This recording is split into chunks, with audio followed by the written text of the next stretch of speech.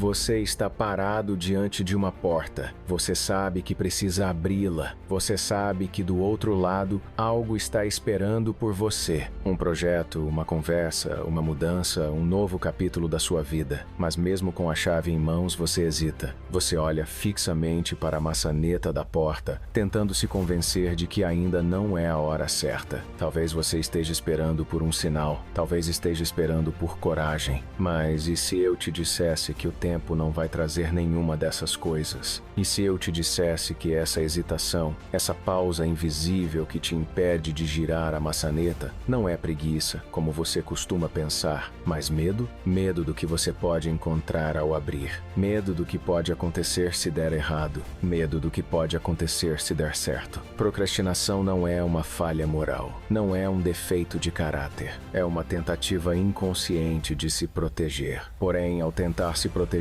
do desconforto, você tem se afastado do que mais importa. Cada vez que você adia uma decisão, você reforça a ilusão de que está tudo bem em esperar. Mas esperar também é escolher. E às vezes a espera silenciosa é a porta que se fecha sem fazer barulho. A procrastinação é como viver no corredor entre duas portas, a do passado que não te serve mais e a do futuro que ainda te assusta. É viver num lugar onde nada realmente começa e nada realmente termina. Um lugar onde a vida não flui, ela estagna. E ali está você, trancado dentro de si mesmo, chamando isso de normalidade. Mas vamos voltar um pouco. Vamos entender como você chegou aqui. Porque entender a raiz é o primeiro passo para arrancá-la. Você aprendeu que, para agir, é preciso força de vontade. Que disciplina é uma questão de querer. Que basta parar de procrastinar. Mas a ciência e a experiência humana mostram outra coisa. Dentro do seu cérebro existe uma região chamada amígdala. É ela quem identifica perigo, risco, ameaça. E ela não é muito boa em diferenciar um leão selvagem de um e-mail que você precisa responder, ou daquela tarefa que você vem evitando há dias. Para sua amígdala, ambos podem representar ameaça de morte. Pode parecer absurdo, mas não é. Quando você pensa naquela ligação importante, naquele projeto inacabado, ou naquele sonho que exige coragem, essa parte primitiva do seu cérebro entra em alerta máximo. Fique onde está, não se mova, proteja-se. E então seu córtex pré-frontal, a parte racional que deveria tomar decisões conscientes, acaba sendo dominado por esse medo irracional. O resultado? Você se auto-sabota com desculpas elegantes, justificativas convincentes e distrações habilmente disfarçadas de produtividade. Você começa a dizer que precisa de mais tempo, que vai fazer quando estiver inspirado, que agora não é o melhor momento. E tudo isso parece lógico, mas no fundo é sua mente tentando fugir de algo que aprendeu a temer. E o que é esse medo? Medo de fracassar, medo de ser julgado, medo da frustração, medo da dor do erro, medo da decepção de tentar e não ser bom o suficiente. Mas ninguém te contou que ao fugir disso tudo, você está escolhendo um sofrimento ainda maior, o arrependimento. Agora respire. Vamos olhar isso de outro ângulo. Você já ouviu falar em dopamina? Todo mundo fala hoje em dia, mas poucos realmente entendem. A dopamina não é apenas o hormônio do prazer. É, acima de tudo, o neurotransmissor da ação. É o que te motiva, impulsiona, move.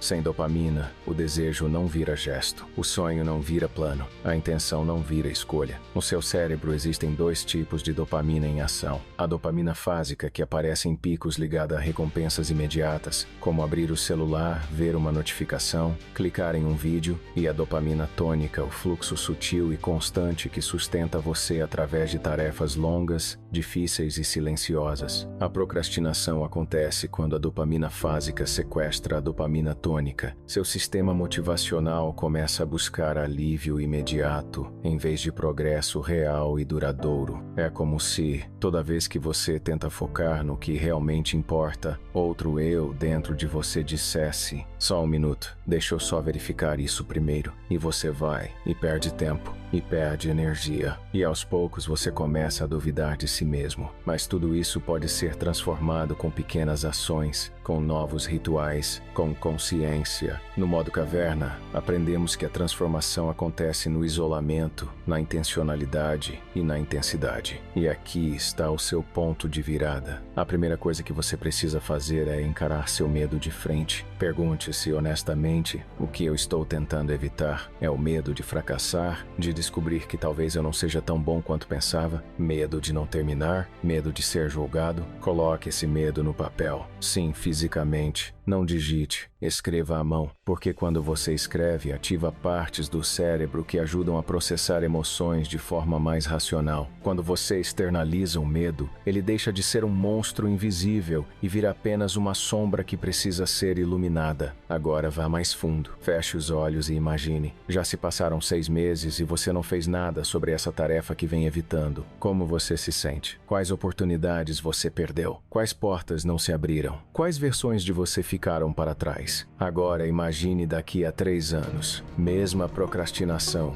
mesmos padrões, mesmos medos. Onde você está? Como está a sua vida? Essa visualização não é para te punir, é para te libertar. Porque seu cérebro é ótimo em evitar dor imediata, mas péssimo em calcular a dor futura. No entanto, a dor de não tentar. Essa é silenciosa, mas corrosiva. No modo caverna, aprendemos a temer mais a inação do que a ação. E quando isso acontece, algo profundo muda. Procrastinar deixa de ser confortável. Agir se torna libertador. Agora é um novo passo. Escolha uma única tarefa. Não 10, não uma lista, apenas uma. Aquela que está te travando. Aquela que é sua porta fechada. Defina um tempo limitado para fazê-la. Se acha que precisa de 4 horas, dê-se 3. Isso ativa a lei de Parkinson. O trabalho se expande para preencher o tempo disponível. Menos tempo e quaros mais foco. Escolha sua recompensa, mas escolha antes de começar, não depois. Algo pequeno, concreto, prazeroso. Um episódio do seu programa favorito, um banho quente, uma caminhada tranquila, qualquer coisa. Mas só depois. Sua mente precisa aprender a associar esforço com prazer futuro e não com alívio imediato. Elimine os sabotadores. Celular longe, abas fechadas, ambiente limpo, como quem entra num templo e fecha as portas para o mundo exterior. Você está entrando no seu ritual. Você está entrando no seu modo caverna, no santuário da sua própria transformação. E um aviso importante: cuidado com o perfeccionismo. É um dos maiores disfarces da procrastinação. Ele diz que você precisa estar no momento certo, com o clima certo, com as ferramentas certas. Mas tudo isso é só o medo tentando soar como prudência. Não existe o momento ideal. Existe o momento em que você decide começar, mesmo que seja de forma imperfeita, mesmo que tropece. Comece com 2 minutos. Isso mesmo, 2. Faça o mínimo necessário, sem se preocupar com a qualidade. Apenas comece, porque o que te trava não é o medo de fazer mal feito, é o medo de começar. E agora a pergunta mais importante de todas: por que isso é importante para você? Qual é o verdadeiro motivo? O que existe além dessa tarefa? Que porta essa tarefa pode abrir na sua vida? Talvez seja para não decepcionar alguém que você ama. Talvez seja para provar a si mesmo que você pode. Talvez seja para construir a vida que seus pais nunca tiveram. Ou talvez seja só isso: não morrer pensando no que teria acontecido se você tivesse tentado. Essa motivação não precisa ser bonita, mas precisa ser sua. Porque quando você conecta suas tarefas ao seu propósito, procrastinar deixa de ser uma opção, passa a ser uma traição. Você está parado diante da porta novamente. Ela ainda está lá, não se moveu. Só você pode girar a maçaneta. Só você pode encaixar a chave. E ela já está com você. Sempre esteve. Então me diga, você vai entrar? Que porta na sua vida você sabe que precisa abrir, mas continua adiando? Escreva nos comentários. Talvez ao escrever, você já esteja girando a maçaneta. Agora, se esse vídeo te alfinetou de alguma forma,